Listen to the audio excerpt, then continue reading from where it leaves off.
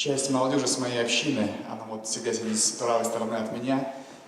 Я часто смотрел на те лица, как они реагируют вообще на все это, как они смотрят, улыбаются они, внимательно ли они слушают, нравится ли о том, о чем здесь рассказывают. Почему?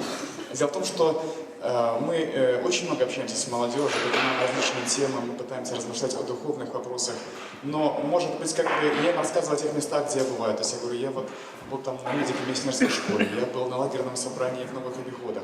Но для них это, может быть, было очень так все далеко и не близко. А теперь они общаются и видят этих людей, с которыми я уже давно подружился. Они видят старых моих друзей. И я надеюсь, что это будет для них здесь, пребывание для них, это будет особенным благословением. Они обретут здесь новых знакомых, они обретут здесь новых друзей. Они под немножечко другим углом посмотрят на Христа и на христианство.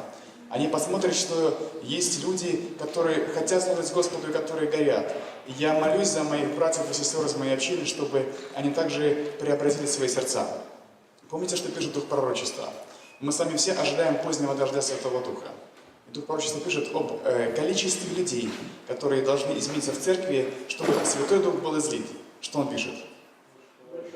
Пока большая часть церкви не изменится, либо не будет служить Господу, Дух Святой не будет излит на общину.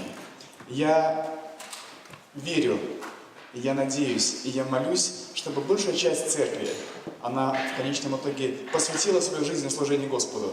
Тогда Святой Дух будет излит на нас, и тогда тот дом, которого мы ожидаем, о которых мы очень часто в этот раз пели в песнях, наконец-то сойдет на нашу землю.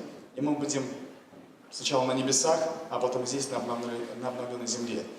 Дорогие друзья из моей общины, московской общины, я молюсь за вас, я очень рад вас видеть здесь. Слава Богу.